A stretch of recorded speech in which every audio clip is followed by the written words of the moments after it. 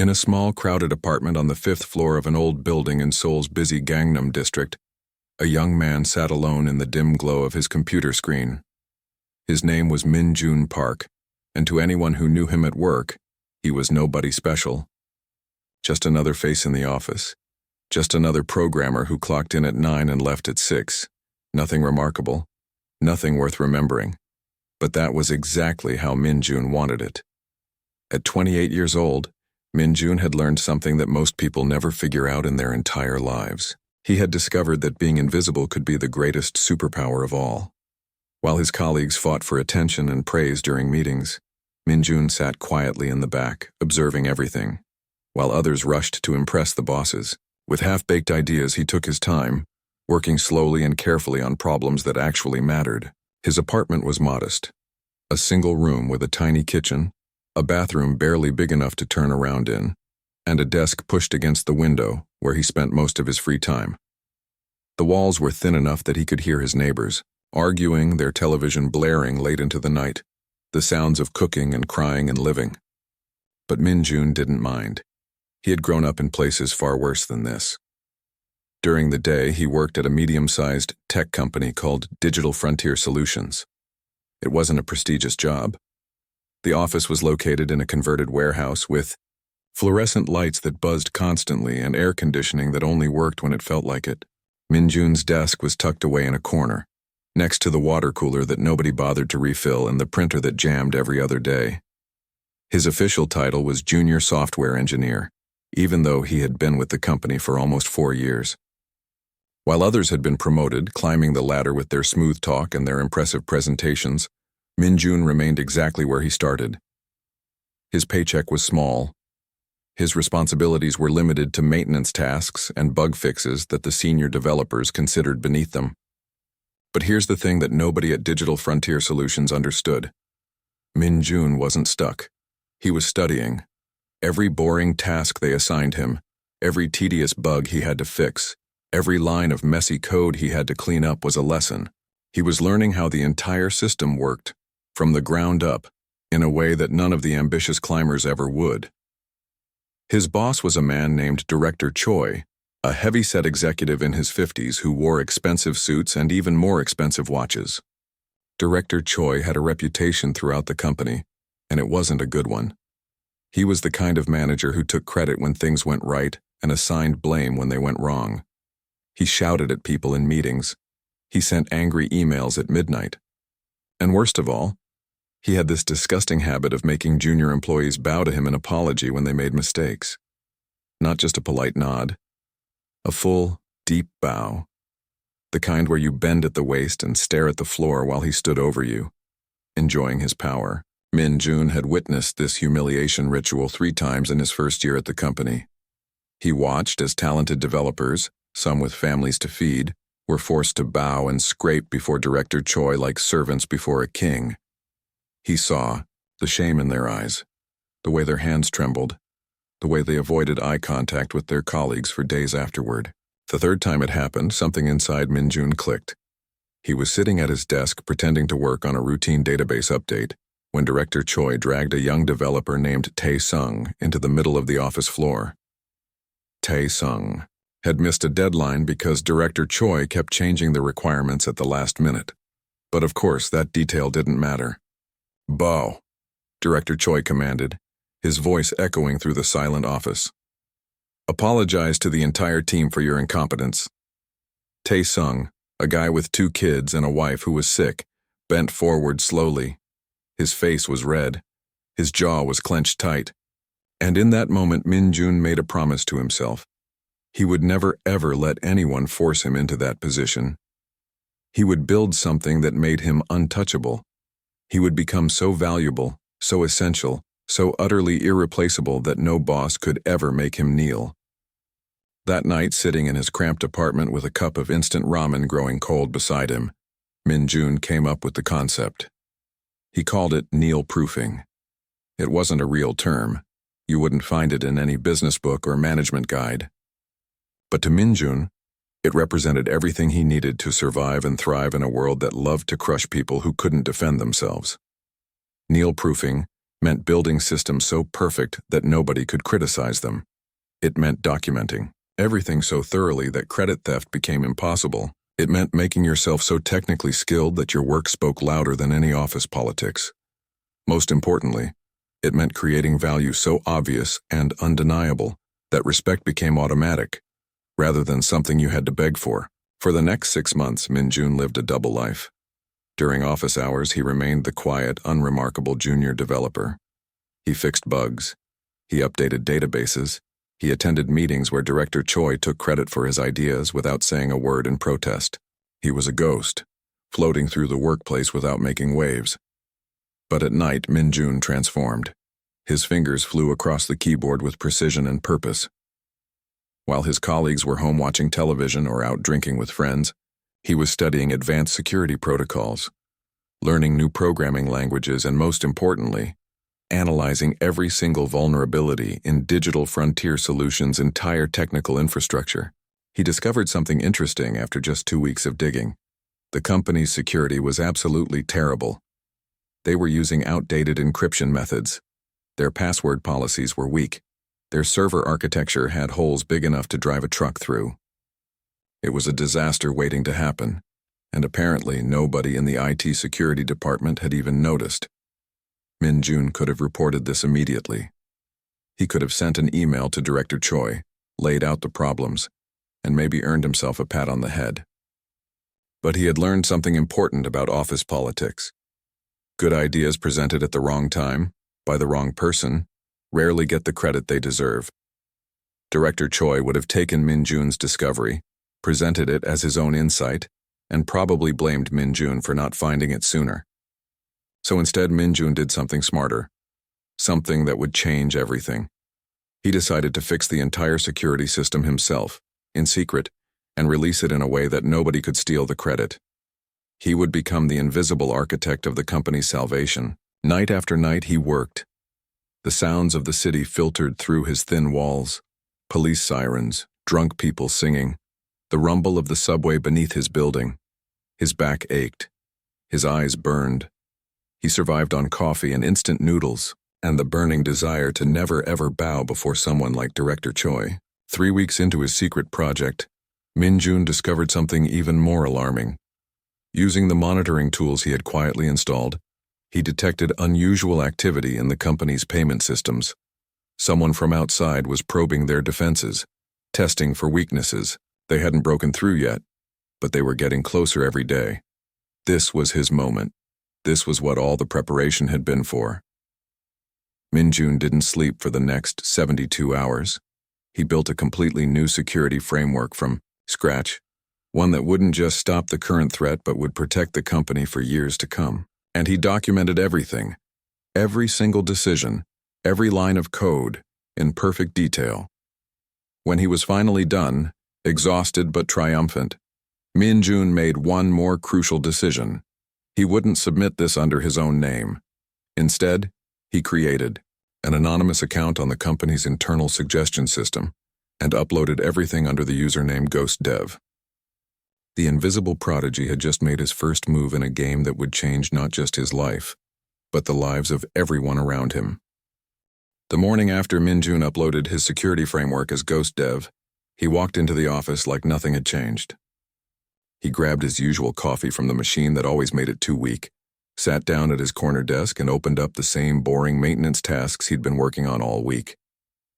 To everyone around him, he was still invisible, still unremarkable, still just another junior developer who would probably never amount to anything special. But something was different. Min-jun felt it in his chest, a quiet confidence that hadn't been there before. He had planted a seed, and now all he had to do was wait for it to grow.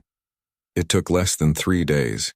On Wednesday morning, the IT security team discovered something unusual in their monitoring systems. The framework that GhostDev had uploaded wasn't just sitting there waiting for approval. It had already been partially implemented through an automated deployment system, and it was actively blocking intrusion attempts that their old security measures hadn't even detected. The head of IT security, a nervous man who always wore short-sleeved shirts and sweated too much, called an emergency meeting.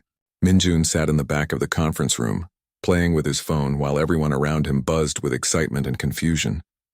Someone had saved the company from a potential disaster, and nobody knew who it was. Director Choi, of course, tried to take credit. He stood at the front of the room, his expensive suit straining against his belly, and announced that his department had been working on advanced security measures for months. But the IT team knew better. They had examined the code, traced the deployment, and confirmed that Ghost Dev was someone working completely outside the normal chain of command. The company's CTO, a sharp woman in her 40s named Ms. Kang, demanded answers. She wanted to know who Ghost Dev was, why they were working anonymously, and most importantly, whether they could be brought into an official role. She assigned a small team to investigate, offering a substantial bonus to whoever could identify the mysterious contributor. Min Jun watched all of this unfold with quiet amusement. He had anticipated every step. The investigation wouldn't find him, not yet anyway, because he had been careful to route everything through virtual machines and proxy servers. He had learned long ago that in the modern workplace, information was power, and controlling the flow of information was the ultimate power move.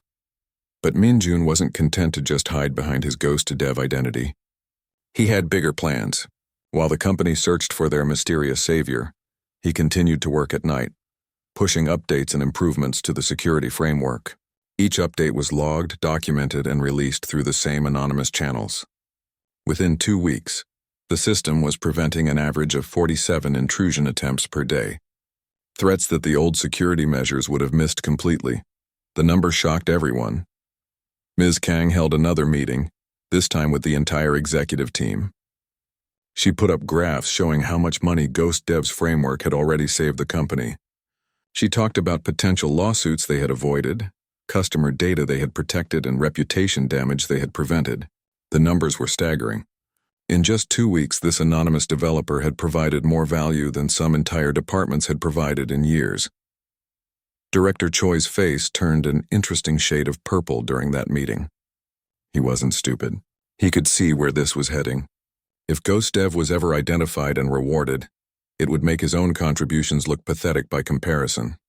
So he did what bullies always do when they feel threatened. He started attacking. He suggested that Ghost Dev might be a security risk, someone who had unauthorized access to company systems. He questioned whether the framework might have backdoors or vulnerabilities. He even implied that maybe Ghost Dev was working with the hackers, creating problems just so they could solve them and look like a hero. Ms. Kang shut him down immediately. She had the IT security team audit every single line of Ghost Dev's code, and they found it to be not just clean, but absolutely brilliant. The architecture was elegant. The documentation was better than anything their paid consultants had ever produced.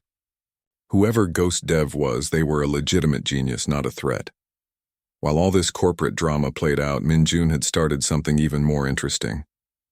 He had been active in online developer forums for years, mostly lurking and learning. But now, using a different anonymous identity, he began sharing his philosophy of Neil-proofing with the wider world. He wrote detailed posts about how to protect yourself in toxic work environments, not through confrontation or complaints to HR, which rarely worked, but through building such undeniable competence that you became immune to office politics. He explained how to document your work so thoroughly that credit theft became impossible. He showed people how to create systems so robust that managers couldn't blame developers for their own bad decisions. The response was overwhelming. Thousands of developers from around the world started sharing their own stories of workplace abuse, of bosses who took credit for their ideas, of brilliant work that went unrecognized because they didn't play political games. Min Jun's post became popular, then viral. People started calling his approach defensive excellence, the art of protecting yourself through being so good at what you do that nobody can tear you down. Back at Digital Frontier Solutions, Min Jun noticed something interesting happening. The junior developers were changing. They started documenting their work more carefully. They began pushing back politely but firmly when Director Choi tried to take credit for their ideas. They formed a quiet alliance, sharing information and supporting each other in ways that hadn't happened before. One of these junior developers was a young woman who sat 3 desks away from Min Jun. Her name was Soo Jin, and she was incredibly talented but painfully shy. Director Choi had targeted her repeatedly, criticizing her work in front of others, dismissing her ideas, and once even making her apologize publicly for a mistake that wasn't her fault. Soo-jin had been thinking about quitting. She had actually drafted a resignation letter and kept it saved on her desktop, ready to send at any moment. But then she discovered Ghost Dev's updates in the company system, and something about the code caught her attention. She had a good eye for patterns, and she noticed similarities between Ghost Dev's coding style and some of the maintenance work that Min-jun had done on their shared projects. It was subtle. The way variables were named, the structure of comments, the particular approach to error handling. Most people would never notice, but Soo-jin had been studying code for years, and she saw the fingerprints. She didn't confront Min-jun directly. Instead, she waited until everyone else had left for the day, then walked over to his desk with her laptop. He was still there as usual, working on something that probably nobody had asked him to do. "Can I show you something?" she asked quietly. Min-jun looked up, surprised. People rarely talked to him at work. He nodded and she sat down, opening two files side by side on her screen. One was a section of Ghost Dev's security framework. The other was a database optimization script that Min-jun had written 6 months ago. She didn't say anything. She just let him look at the code, watching his face for a reaction. Min-jun felt his heart rate increase, but he kept his expression neutral. He had been so careful, but he had forgotten that being invisible didn't mean being unobservable. Someone had finally seen him. "What do you want?" he asked, his voice steady. Soo-jin smiled, and it was the first genuine smile he had seen from her in months. "I want you to teach me," she said. "I want to learn how to be like Ghost Dev, how to be so good that people like Director Choi can't hurt me anymore." And just like that, Min-jun's solitary mission became something bigger.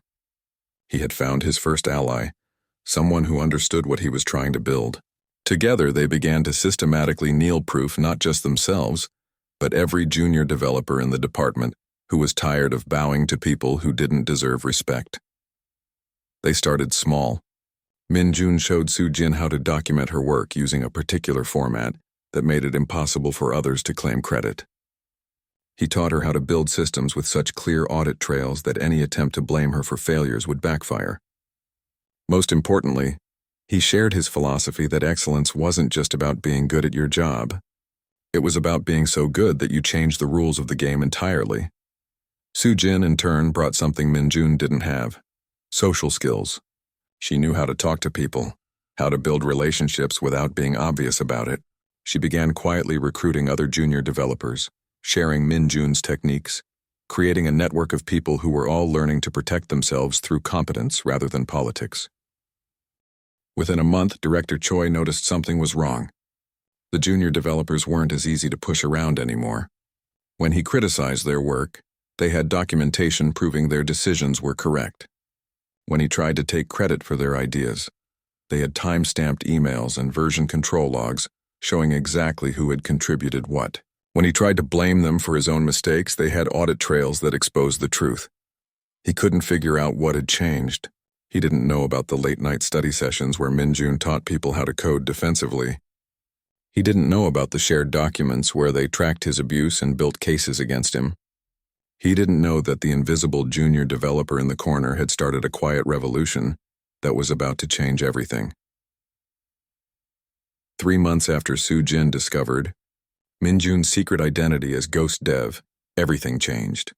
The company landed the biggest contract in its 15-year history, a government project worth $50 million. It was the kind of deal that could transform Digital Frontier Solutions from a mid-tier tech company into a major industry player. Everyone in the office could feel the electricity in the air. This was their chance to prove themselves on a national stage. Director Choi saw this project as his golden ticket.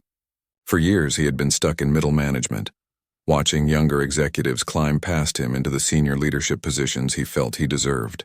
But a successful $50 million government project, that would be his masterpiece. That would be the achievement that finally got him into the executive suite with the big office and the reserved parking spot. The problem was that Director Choi didn't actually understand technology. He was good at presentations and office politics, but when it came to the technical details of how systems actually worked, he was completely lost. He relied on his developers to do the real work while he took credit for their efforts. And for this massive government contract, he planned to do exactly that. Min-jun sat in the back of the conference room during the initial planning meeting, watching Director Choi unveil his proposed architecture for the project. As the presentation went on, Min-jun felt a growing sense of horror. The system Director Choi was proposing was outdated, inefficient, and worst of all, fundamentally unstable. It used old frameworks that were already being phased out by the industry. It relied on database structures that couldn't scale properly. The security model was laughably weak for a government contract that would handle sensitive citizen data. Min-jun raised his hand. It was unlike him to speak up in meetings, and several people turned to look at him with surprise.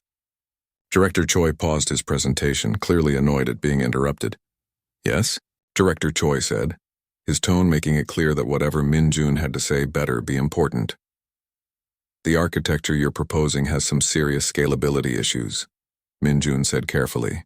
"If the system needs to handle more than 10,000 concurrent users, which the government specifications require, this design will create bottlenecks that could crash the entire platform." Director Choi's face hardened. He didn't like being questioned, especially not by a junior developer in front of a room full of people. "I've been designing systems since before you learned to code," he said coldly. "This architecture has been proven in multiple deployments. It's solid. But those deployments were much smaller scale," Min-jun continued, knowing he was crossing a dangerous line but unable to stay quiet. "The government contract specifically requires handling up to 50,000 concurrent users during peak times. The database structure you've outlined simply can't support that load without fundamental changes." The room went silent. Everyone could feel the tension crackling between Director Choi and the quiet developer, who usually never said a word. Soo-jin, sitting a few seats away from Min-jun, held her breath. She knew Min-jun was right. She had seen similar architecture failures in her previous job, but she also knew that Director Choi would never admit to being wrong. Director Choi walked slowly toward Min-jun's seat, his expensive shoes clicking on the tile floor. When he reached Min-jun's desk, he leaned down, bringing his face close enough that Min-jun could smell the coffee on his breath. "You know what your problem is," Director Choi said quietly, but loud enough for everyone to hear. "You're so focused on theoretical problems that you can't see practical solutions. This is why you're still a junior developer after 4 years. You overthink everything." He straightened up and addressed the room. "We're moving forward with my proposed architecture. Anyone who has concerns can put them in writing, but this decision is final." The meeting ended shortly after that. As people filed out, several of the senior developers avoided making eye contact with Min-jun. They knew he was right, but nobody wanted to risk Director Choi's anger by supporting him. In the corporate world, being right meant nothing if you didn't have the political power to back it up. But that humiliating moment in the conference room was actually the best thing that could have happened to Min-jun. It crystallized something that had been forming in his mind for months.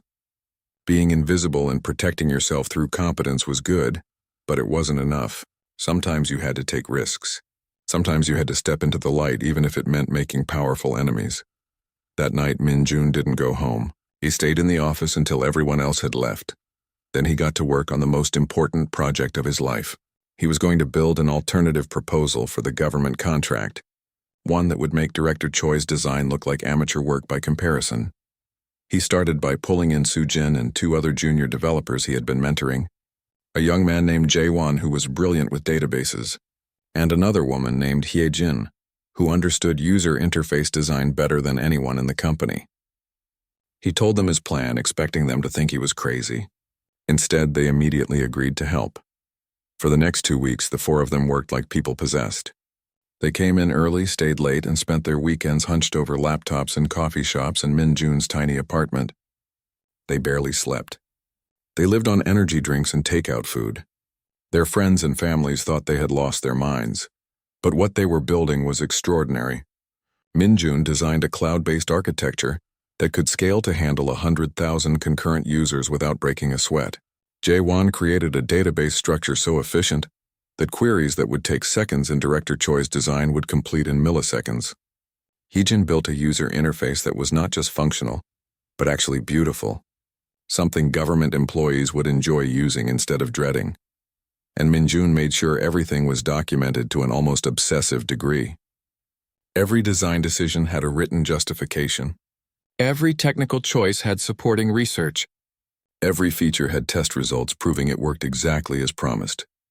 He was building something that couldn't be criticized because there would be no valid criticisms to make.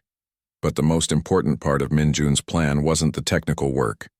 It was what he did with it when they were finished. He didn't submit the proposal through official company channels where Director Choi could bury it. Instead, he did something audacious that could either save his career or destroy it completely. He found out who the government's technical advisor was for the contract, a retired engineer named Mr. Han, who had a reputation for being brutally honest and impossible to fool.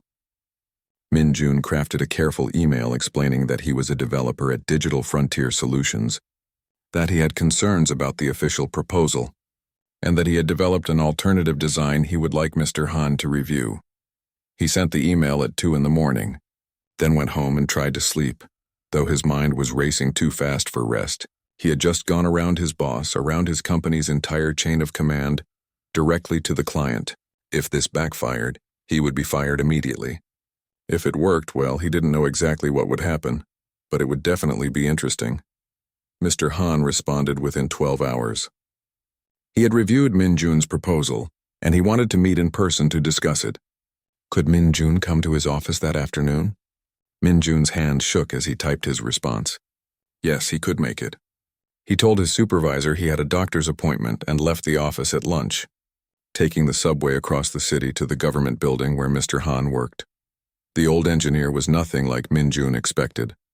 He was in his 70s with thick glasses and a cardigan sweater, looking more like someone's grandfather than a technical expert. But when he started asking questions about Minjun's proposal, his mind was sharp as a razor. They talked for 3 hours. Mr. Han challenged every assumption, questioned every design choice, and pushed Minjun to defend his work in ways he had never had to before. But Minjun was ready. He had documentation for everything. He had test results, performance benchmarks, security audits, and cost projections. Finally, Mr. Han sat back in his chair and smiled. "This is the most impressive technical proposal I've seen in 20 years of government consulting," he said. "Your company submitted Director Choi's design as their official bid. Why wasn't this presented instead?" Minjun took a deep breath. This was the moment of truth.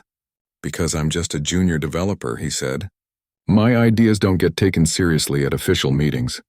I built this on my own time with a few colleagues because I knew the other design would fail, and I couldn't let that happen to a project this important." Mr. Han studied Minjun for a long moment. "You know this could get you in serious trouble with your company." "I know," Minjun said. "But some things are more important than keeping your job, like doing the right thing." The next day, Mr. Han contacted Digital Frontier Solutions CEO directly, bypassing all the middle management layers. He said that while reviewing the official proposal, he had been approached by one of their developers with an alternative design. He had evaluated both proposals thoroughly, and in his professional opinion, the alternative was vastly superior. He was recommending that the government contract be awarded based on the alternative proposal, not the official one. The CEO, a shrewd businessman who had built the company from nothing, immediately understood what had happened. He called an emergency meeting with Ms. Kang, the head of HR, and Director Choi. He demanded to know why the company's best technical work was being developed by junior staff in their free time instead of being presented officially. Director Choi tried to spin the situation, claiming that Minjun had stolen his ideas, that the alternative proposal was just a variation of his original design. But Ms. Kang had already started pulling records. She found the emails where Director Choi had dismissed Minjun's concerns. She found the meeting notes where Minjun had warned about scalability issues. She found evidence of a pattern that had been invisible before, but now seemed obvious. Director Choi had been systematically suppressing good ideas from talented developers and taking credit for their work. And now his incompetence had been exposed at the worst possible moment, just when the company was trying to land its biggest contract ever. The morning after Mr. Han contacted the CEO, Minjun walked into the office expecting to be fired. He had prepared himself for it, mentally rehearsing what he would say, how he would pack up his desk with dignity, how he would hold his head high, even as security escorted him out. He had crossed a line that most employees would never dare to cross, and he knew there would be consequences. But when he sat down at his desk, he found an email waiting for him. It wasn't from HR or his supervisor. It was directly from the CEO, asking him to come to the executive floor at 10 o'clock that morning. Minjun's stomach twisted into knots. The executive floor was where careers went to die, where people were called in for termination meetings with lawyers present. Sujin noticed his pale face and walked over. "What's wrong?" she whispered. He showed her the email. Her eyes went wide. "Do you want me to come with you?" she offered. Minjun shook his head. "This is my mess. I need to face it alone." At exactly 10 o'clock, Minjun stepped out of the elevator onto the executive floor. The carpets were thick and expensive here, so different from the worn tiles on the regular office floors. The walls had actual artwork instead of motivational posters. Everything smelled like money and power.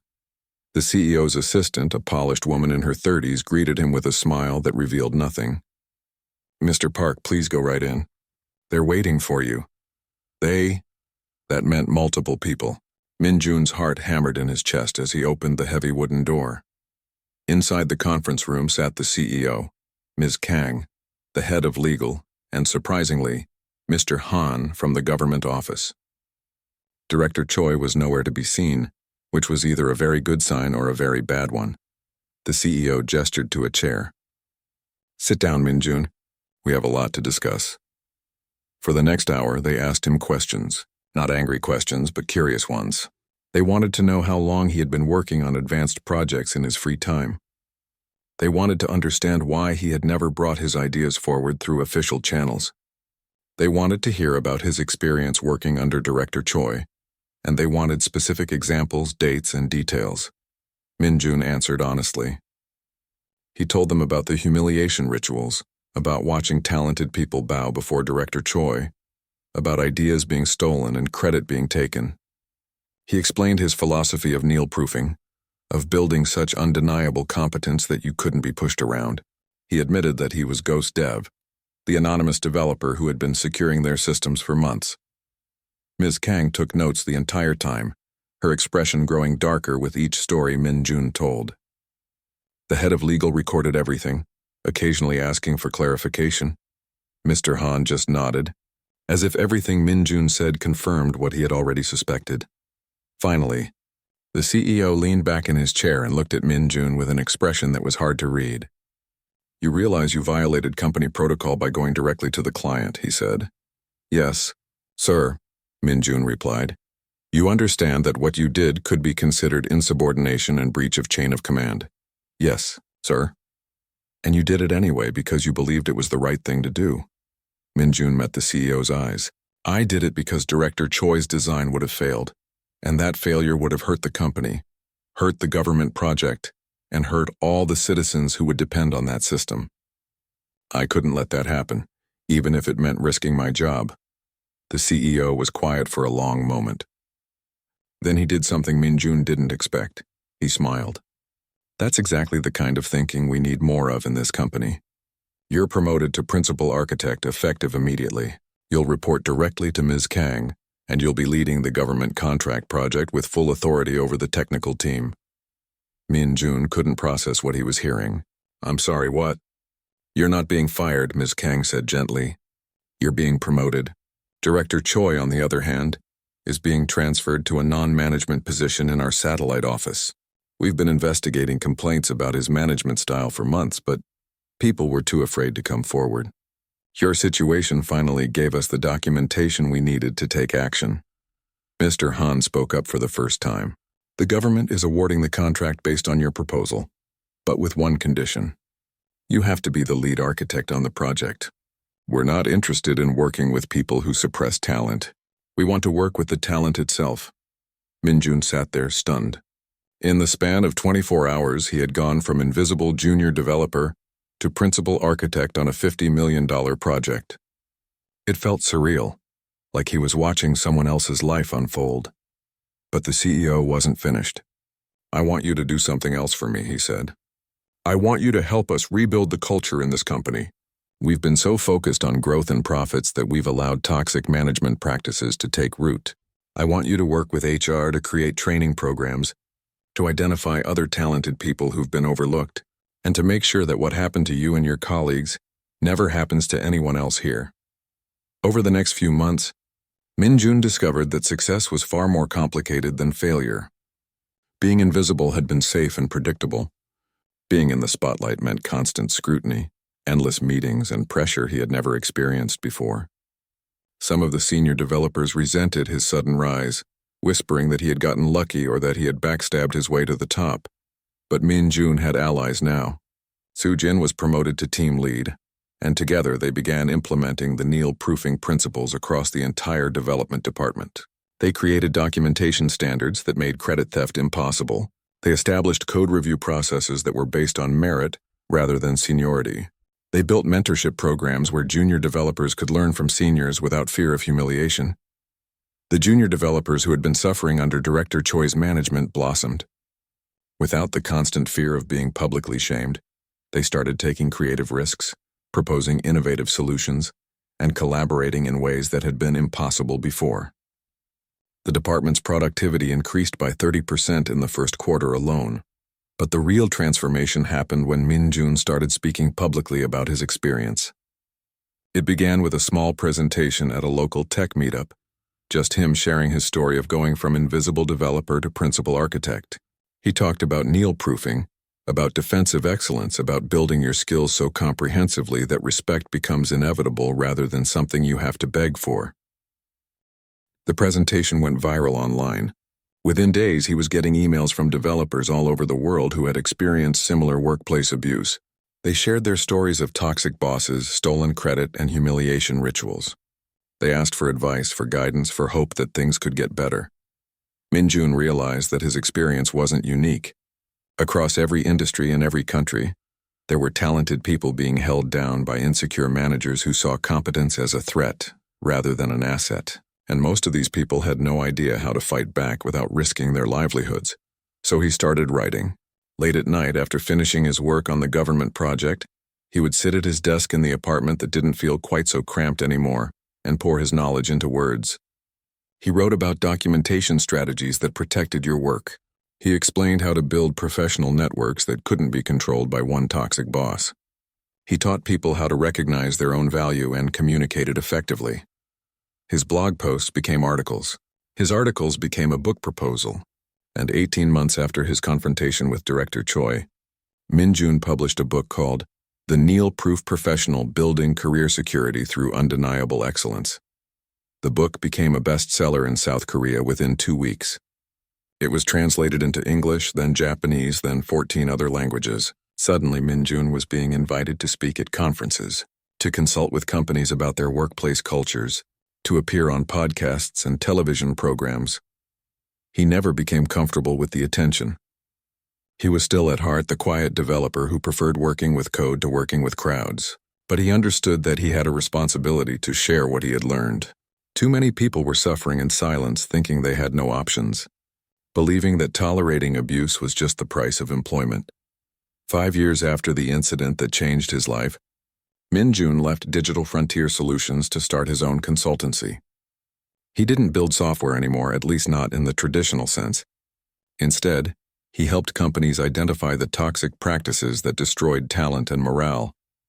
He worked with HR departments to create systems where excellence was rewarded regardless of office politics. He coached executives on how to build cultures where people could thrive rather than just survive. His former colleagues still called him the unseen prodigy, though he was hardly unseen anymore. But Min-jun had come to understand that being seen wasn't the point. The point was creating a world where talented people didn't have to choose between their dignity and their careers, where competence was valued over compliance, where nobody ever had to bow before someone who didn't deserve respect.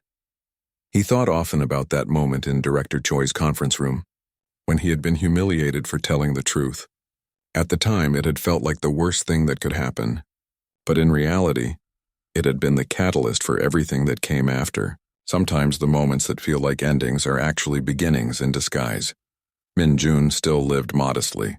His apartment was bigger now, with an actual bedroom separate from the living area. but it wasn't fancy. He still ate instant ramen sometimes, though now it was by choice rather than necessity. He had learned that success wasn't about money or titles or having your name on a door. Success was about building something that mattered, about helping people who needed help, about making the world slightly less cruel than you found it.